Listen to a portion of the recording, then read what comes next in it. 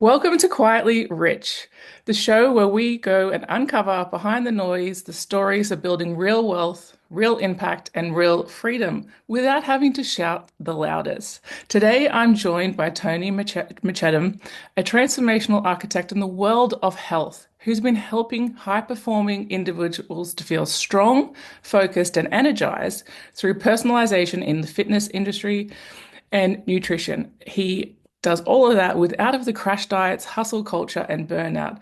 Not only that, he's been building a legacy for many years now.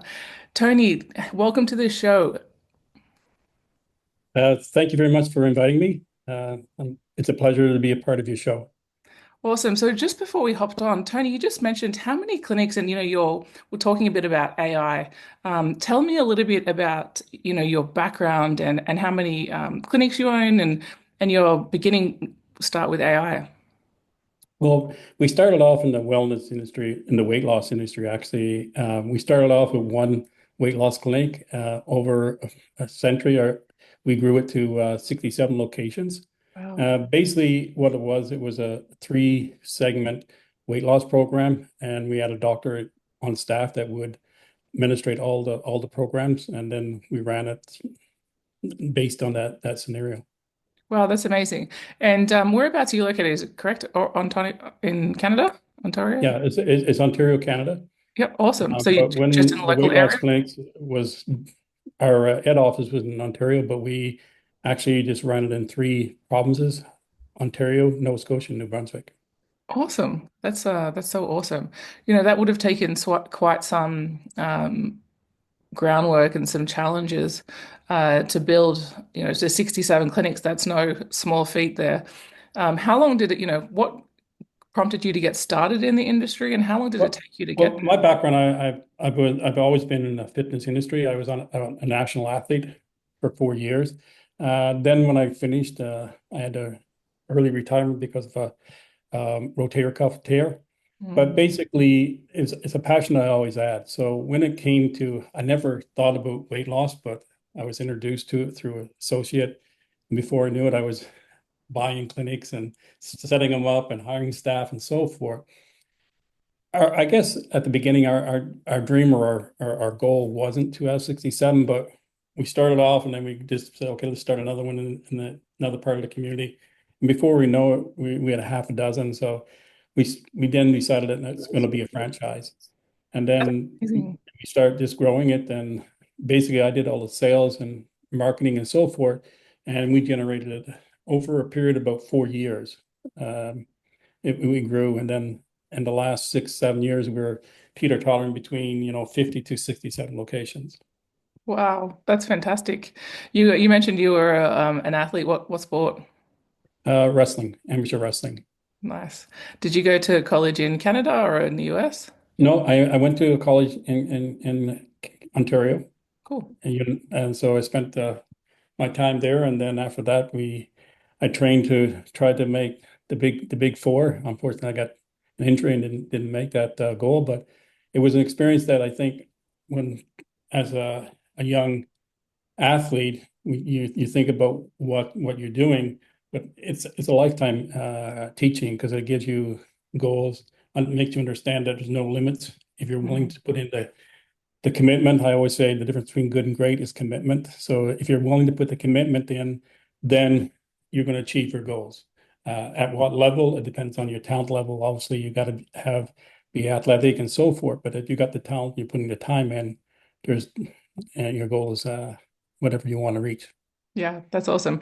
I'm a former athlete myself, and I always talk about the foundation that sport gives people. Especially I went to college in the US, but it's the 4 years, the discipline, the commitment, the ability to push your bodies to limits that you don't think that you can. I think that directly translates into business. So I think it's a really good point that you made. Yes, I agree with you totally. I think it's a learning ground for everybody that wants to further the career. And actually, anytime I was in my earlier stage, I mentioned that I was an athlete, you usually get the job because they understand that your goal oriented, then you're going to achieve what you want to in regards with the right tools. Yeah, definitely. I think that's how I got my first job in medical devices because I didn't have any experience, but they knew that I had the dedication. Exactly. I would love to know, we spoke about AI and you know what that means for your marketing and your practices. What is interesting you at the moment? What is inspiring you? What's kind of scaring you in the because AI is, the overarching term is means so many different things to so many people at the moment. Well, if I can start it off really at the basic, what we know today is going to be totally to do what we're going to be doing 6 months to a year from now. And I think the biggest thing that the overhaul about AI is the hype. People, it is going to be big, but it's not there yet. Yeah. And unfortunately, there are so many things that you can do with AI, but you got to have the foundation. Like let's just take an example of a chatbot. And if you talk to anybody that, you're going to get a lot of good stories, but there's going to be a lot of bad stories. Because like, even something like a chatbot, there's four different types. And if we try to put everybody in the same bucket, you're going to have some very wrong situations. Because I started off in the AI business in what we call uh, a, ch a chatbot, which is rule-based, which means that is, we call it a decision tree. We get like, for example, in weight loss or Mhm. fitness, you say, do you want to lose weight? Do you want to get in better shape? Do you want to put on some muscle? So you select one and then it sends you down another tree. That's how it really started. And basically now what you're looking at with companies in AI is especially local businesses, they're looking at a way that they can generate all their contact. When we're talking about contact, we're talking about email camps, we're talking about blogging, we're talking about your social media. If Mhm. we can, which we can today, is that we get the right prompt to write all these things, then we can get into our putting it in automations. So it frees up all this time that practitioners and owners are doing today, trying to stay above board. Yeah. The newest thing out there is cloning, which it's really not new, but it's starting to come around where people are starting to be able to use it because it's getting so refined that it almost sounds like, unless you really know the difference, most people will think it's a human, So basically, if it's done properly, where you instead of and there's a lot of people do it where we do it, we say you're using commercial tools, Mhm. where your compression and your when you're talking about voice, you're just using a compression tool that's commercial, so it sounds a little more robotic. But if Mhm. you take it something like I'll just give you one tool, Final Cut Pro, and then you took it and got your tone and everything just adjusted, it'll Mhm. sound unhuman. So I Wow. think the biggest curve is that we have to slow down a little bit and learn more before we jump in, feet deep and try to survive it. We just got to take our time, and it's going to be a big thing. And the new thing in AI that's maybe scary to some, but it's called AI agents, which means Oh, yeah. that you can get agents and you can have multiple agents that can run your business in regards to all your online marketing tools. Yeah. You know, so that's where it's going. How do you feel about that? How do you feel about if you were to receive a call from an AI agent? If As- it's done properly and the agent itself um, announces that he is an agent instead of trying to make out it's Tony, and say, this is Tony, this is my AI assistant, Mhm. is giving everybody the right that this is an AI tool. Yeah. And if you take your time and you take the content and you cleanse it and then you label it and you put the most frequent questions in there, 90% of the time or more, it's going to sound exactly what you're looking for. It's going to be more human. We always say keep human in the loop. So the more you humanize it, Yeah. the more it's going to sound like the person that you want it to be. Yeah. How interesting. Yeah. As a former sales person or representative, or I was remote closing for a while, and there's a lot of big hype about having sales calls with agents, not just frequently asked questions, but trying to have that conversation to sell a product or a service. And I've been a little bit yeah, on the fence about it, but essentially like you mentioned, it's about slowing down and learning. If you don't know how the tone, you don't know your customer, you don't know what you're doing, then it's going to sound silly anyway. So it's not going to work the same as if you were to train a human. So I think there's some pros and cons to it all. Have you employed any agents, AI agents into your businesses at Yes. all? Right now, I do have my own clone. I have Hmm. my virtual assistant. So if you call the number, it goes to my AI assistant. Hmm. And and basically what you're just talking about is that once you take the time to put it together properly, you're going to get the right decisions. And the thing that we see inbounding calls, it's getting pretty close to where Hmm. you can't recognize if it's a human or not. Wow. Outbound calls, trying to do sales calls, there's still some work to be need to be done. So it's not there yet, but I Yeah, think in the future you're going to see it happen. you will. And in terms of that, have you seen in terms of your overall staff and staffing, maybe there's placement issues or recruiting issues, or maybe someone's not the right fit. Has there been a way that AI has now replaced a person within your organization? At the beginning, that's what everybody was saying, where AI is going to take your job and so forth. But I think if you take the time to learn what AI is about, you're not, don't, I always say that people are going to replace the people that don't learn AI Hmm. because you're still at value. Like the thing that AI is really replacing is the redundance. Like, Hmm. that you don't really need someone there. And it's tedious and it's not really an enjoyable job in the first place. Exactly. But if you learn AI properly, you're going to be more valuable to the company Hmm. than you are today doing them tedious jobs. Yeah. And that's where you're going to fit in. Yeah, gotcha. And in terms of learning, where did you learn your skills and your skill stacking?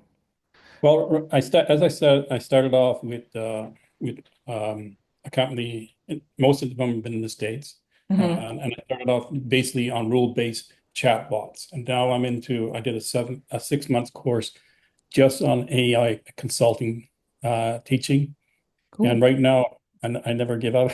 I just started another course, 6 months of implementation. So Yeah. basically, everybody says you're trying to be perfect, but it's really not the rule. It's you're just trying to understand it enough. So when I hire people to do the things I want them to do, I know if it's done right or wrong. And Yeah. so when you're looking at a bot, is it trained right? Has it been cleansed? Has it been labeled properly? Has all the Mhm. question and answers the top one's been put in properly so Mm. that my client will appreciate a great job instead of a mediocre job. Yeah, exactly. And I think that's actually where you're going to win long term. And it's probably also again the athlete in you. It's the need to constantly be growing and pushing.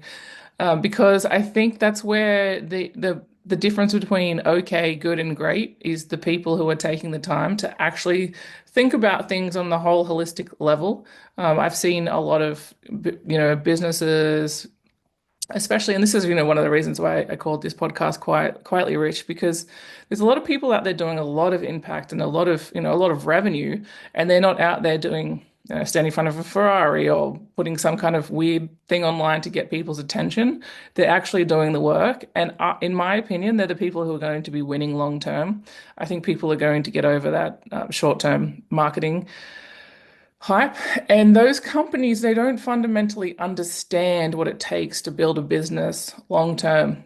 And I don't see them being in the market, as you mentioned, in 6 to 12 months, where AI is going to be refined and you're going to need more of an understanding of how it actually works.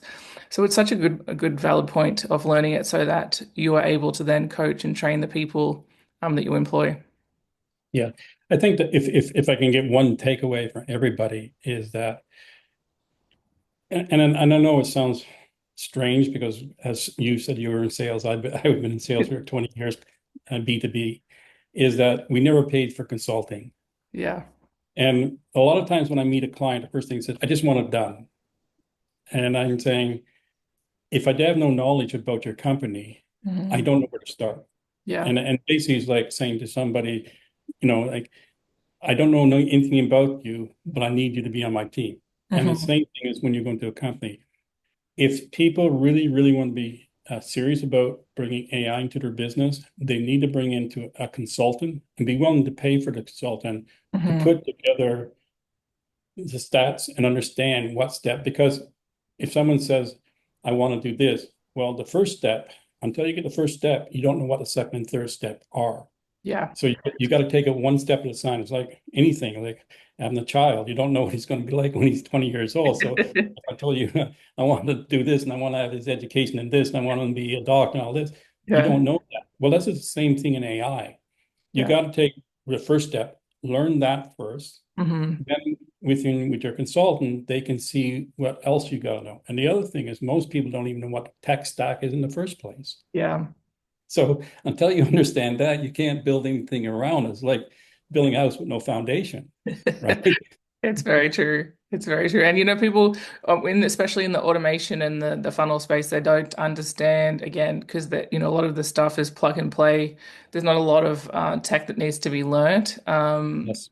in most of these softwares, and so people aren't if they don't need to learn it, they're not going to. Yeah, exactly. Is that the biggest thing is they don't know the difference between what really AI tools are and Hmm. what automation is. Yeah. If you have a call and it automatically books next appointment, as automation. AI tool is when I get my Gmail and I have what we call an API going out to ChatGPT and answer an email and send it back and put it in your folder so you can review it before you send it out. Now that's AI. Yeah. Okay, so we have to really understand really what our stack tool is, Hmm. what we need in AI tools, and what is already automated. Yeah, I gotcha. If someone is listening to this and they're like, "Oh, Tony, this sounds so cool. Like, how do I learn? Or what's like the first step that I take to, mimic or learn how you've started to learn?" Well, basically, I always say that as you were an athlete, not myself, is you guys says, how did you end up here? You in the beginning, you start off with somebody, and it can doesn't have to be the best person in the AI world. Well, Hmm. you'll get enough knowledge, then you'll start searching for it. And it's like it's just I don't know, it's just the right people to start walking into your life. Like Yeah. there's so many people out there, but I would recommend to make sure that you're going with somebody that's got data scientists on board. Hmm. Like don't I shouldn't say this too loud because we're all in business and we don't want to hurt anybody. But if you're going to learn the real true AI marketing, there has to be data scientists involved. There has to be people that have been successful at it that can put the things together and teach you how to write the right prompt and teach you how to use the tools properly Hmm. instead of what's online. A lot of, you know, it makes it sound so simple and so easy, and we can Yeah. plug and play it tomorrow, as you just said. That is automations. Plug and play is automations. Hmm. AI, there's a lot of learning into it and writing prompts and writing a true prompt that can make a difference in what you want it to Yeah. end up at the end. Yeah. I actually heard this is maybe a bit crass, but I heard a man the other day talk about AI when people don't understand it. He said garbage in, garbage out. He said, Garbage in and garbage out. We all say that. Like, yeah. and that's the thing about prompting. If you don't understand, the true prompt where, you get the content and then you get the objective and, you got to go down the line, the style that you're doing and Mm, what's target, who's your audience, and what response do you need at the end. That's the six steps of really prompting. Now mm. you got to put that together. Yeah. But does not kid anyone. If you know how to do it right, you can ask ChatGPT to write the prompt for you. You just got Yeah, to give it the right information. exactly. Exactly. And I think that's one of the big or the key things. And it's a really exciting space and a really exciting time if you really lean in to the marketing. I think, if you already have so, one of the things that I've seen where things don't maybe go so well is what you mentioned about the consulting. If someone doesn't understand your business and people aren't asking the right questions before getting in there, then they're not going to get you the results that you want. And, some of the businesses that I've spoken to lately, are getting a little bit confused almost as what made them successful is now in their scaling process is kind of confusing them because they're not still focusing on the customer. They're trying to focus on all of these tools and tactics that might not even make any sense within their business just yet. Yes. I agree with you, but I think the biggest thing is you got to be open to a consultant. Like Mm, yeah. you can't, because there's too many things can go wrong when you Hmm. start bringing tools in, and especially for people that have very solid businesses today, and they say, well, I'm going to jump in AI because it's important. I need it. Everybody does it. Unless you have a consultant that really knows the AI and can like for example, let's take a chatbot. If you're going to build a chatbot and somebody doesn't come with a questionnaire, and then each one, because there's four, there's like what we call a rule based, and there's an intent, and then there's the AI generated, and there's an hybrid. Hmm. Every question that's answered should select which one you're going to be in, or do you need to be in an hybrid, which is a combination of all three. Yeah. If they don't do things like that, you're not getting a real good answer to your situation. Yeah. I definitely agree with that. In terms of, what you're looking, in the next few years, like what are some of your big exciting projects that you're working on or you're inspired by at the moment? Well, I guess you can never stop being diehard in regards to wellness. And my goal is if I can make, this AI generation multi-agent that can look after everything for a practitioner, right? Hmm. We're talking about email campaigns and all the content, and then doing the clones for the videos and doing the social media posts and doing your email campaigns. And at the same time, one of the things I did mention, I built nutritional software for chiropractors years ago, and I'm going to be putting that in there. And if I can put it all together as one, where Hmm. because the biggest thing is trying to get these people that have so much to give to the world in Hmm. regards to healing people and helping people that live a better lifestyle, give them the tools that they can do what they do best and let the tools do what it needs to make the business grow. Yeah. That's so beautifully said. And I think that's what I love when I speak to business owners is like you that with about the impact. When people go into health, nutrition, any kind of medicine, they're typically, I mean, not, I can't say an absolute, but typically it's, because they want to heal people and they want to, support the community. And there's just so much to do all the time. And hiring a consultant, sometimes people get short-sighted and think, oh, depending on how much the consultant is, maybe it's 50, 100, $100,000 for a project, and they think, oh, this person's only going to work for this short period of time, maybe even more, depending on what the project's for. But that person will significantly decrease loss of revenue and headaches and things that would take you whilst you should be focused on your zone of genius, which is healing people and supporting that person with their zone of genius can come in and fix all of those tech issues, systems, operations that would then allow you to get even better, to, then be studying further, to be getting breakthroughs and innovations in your field. And it takes some time to convince some people, but Yeah. once they get it, it just is, it's exciting. Exactly, I agree with you. Once you get a consultant that, even if as you just mentioned, $100,000 project, a good consultant will always go on retainer to make sure that what they've done, because everything needs to be tweaked. You just can't Mm. build an AI thing and say leave it alone. Because as chatbots and they've stopped learning in 2021, most of them 2022. So, and that's why all these other things are coming along. Hmm. That same with your data. Your data is going to change tomorrow from Hmm. what it was 2 years ago. Yeah. So you have to have your consultant on a consignment basis after the project is done to keep you involved and keep you ahead of the game. And Mm. that's basically what you should be doing is to get a good consultant. And even if that consultant's not the right one, you will find somebody else that you can put on retainer that can help you keep your business growing. Yeah, yeah, definitely. I think it's such an important point. And I think there's a lot of shifting around that too. I was reading a forum about consultants and granted it was Reddit, so people are always very angry on Reddit. But the conversation and the argument back and forth actually was quite good, and it was a bit of a shift that I haven't seen in a while, where people are actually explaining the value of a consultant and how not hiring a full-time employee to fix specific things is necessarily the right thing to do. So it's a great point. In terms of what's next or what you got going on, is there anything you'd like to share with the audience about, anything specifically? Are you looking to become a consultant yourself in the AI space? Or Well, I am a consultant are you already? today. Gotcha. Like I just finished it. I got I got my little tag saying I am a certified consultant. Uh, as a sales rep or like myself as a director of sales and so forth, I don't think that ever goes away from you. And Yeah. consulting is a part of my job. And but basically, the reason why I'm doing other parts, so when I bring a team out to do it, I can oversee to make sure the consulting part is done right. Mhm. Because there's so many tools and so many things you can do. Which direction do you go? And obviously, every client you want to put in the right direction after you understand their business and their tech stack and what they want to achieve.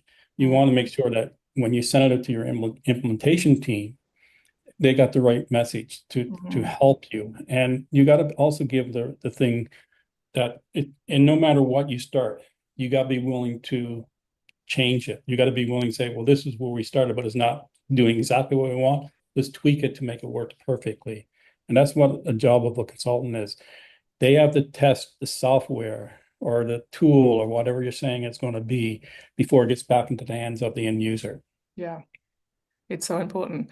Tony, I've loved speaking with you today. You're very inspiring, and I love to, love hearing your journey. And I'm going to be following as much as I can. I know that you're not a big poster on social media as yet. It's so, it's actually something I've been thinking about so much, especially today. There was someone posted on Facebook about how Tony Robbins and Marie Forleo, they essentially used ChatGPT to write their post, and it was so obvious because you know how there's the dash if you don't modify it, and and so it was just like either they've had an assistant do it or someone like I don't know what they were thinking.